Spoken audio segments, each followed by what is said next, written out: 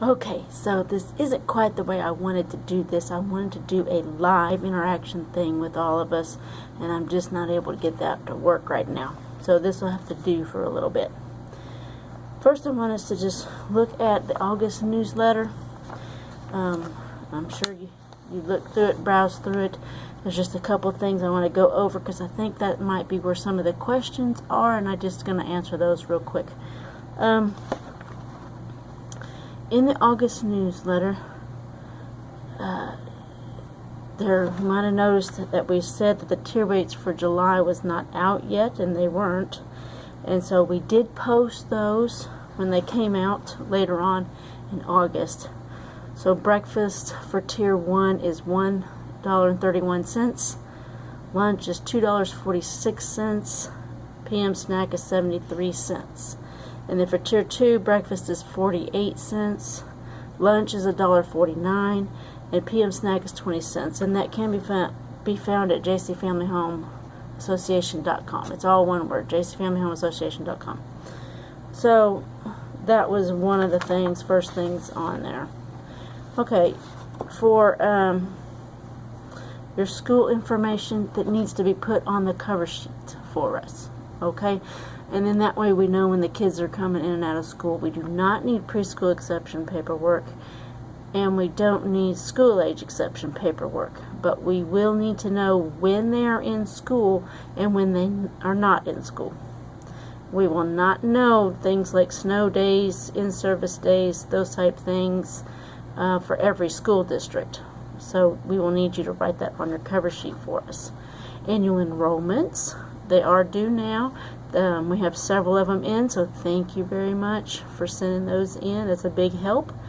And hopefully getting the stamped envelope with that was a good help to you all too.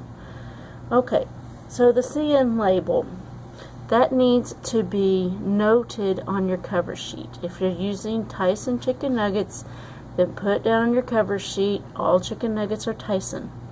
All fish sticks are Gordon's or Van Camp's or whatever they are. Okay? So we need to know what brand that they are, and they need to be on that approved list, the approved brand list. There will be another list coming out in October, but for now, that's all we have. If you have one and you sent it off and you got the product analysis sheet, then send me the product analysis sheet so I can have that for our records. Okay, so the early implementation, these are things that USDA said the states can allow sponsors to implement early. That's why it's called early implementation. It'll start October 1st, 2016, and I will learn more about it when I go to my meeting next week on Tuesday, August the 30th. But you can pick and choose which ones to implement or just implement all of them. The ones that they do suggest that you implement first would be reimbursing infant meals when the mother breastfeeds on site. And some of you have had that in the past and we couldn't reimburse you. But now, starting October 1st, we can. And so that would be one that we could say, yes, that's an pretty easy one. Allow yogurt, whole eggs, and ready-to-eat cereals under the infant meal pattern. And I have to get clarification about when and what it counts for, but we will get that on the 30th. And when I get that, then I can let you know. Serving meat and meat alternates in place of the entire grain components at breakfast no more than 3 times per week, and that will help some of you because your little kiddos, they really like to eat the sausage or eggs or something like that, and you can have your eggs, hash browns, and milk, a fruit and milk. So no, hash browns is a vegetable, never mind, scratch that. You can have your eggs, hash browns, and milk, and that'll be good. So that will change some things. I think that'll be a good change. Counting tofu and soy yogurt as a meat alternate. So this only affects a few of you who have some kiddos that are on special diets, and I think that'll be early. I think that'll be easy to implement also. This does not represent all the changes coming in 2017. This is just the changes that can be implemented now, starting October 2016. Okay. So the next call that I have for us, and I'm going to try to set up, would be September 22nd at 1 p.m. And I'm going to try to make that where we can see each other, and when you have questions, you can ask me. If you have a question that you want me to answer, then email it to me, and I'll answer it for you, for everyone, because usually everyone has the same type questions. Okay, so Google Hangouts did not work the way I wanted it to, so I had to do something different, and hopefully I will get this all figured out, how to use the YouTube Live, and we'll be able to do live streaming through YouTube and be able to conference back and forth.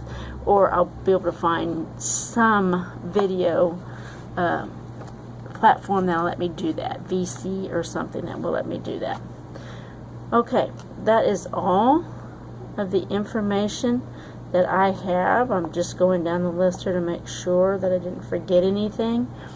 I want you to remember, if you have PCs and you're paid for them, you're reimbursed for them, if they turned 11 this last year, then we took them off and we had you stop claiming them. But with the new rules, we can get them kiddos back on. So make sure that you get a enrollment form filled out for them so we can get them back on the program. They do not count in your ratio, but we can reimburse you. So I just want to make sure that you get that taken care of. You can see behind me I'm kind of sitting in the storeroom, so fun stuff. I'm trying to think if there was anything else, but I can't think of any questions and answers right now for you. So that's why it would be really good when you get those questions to email them to me, and then I can research it and have a list.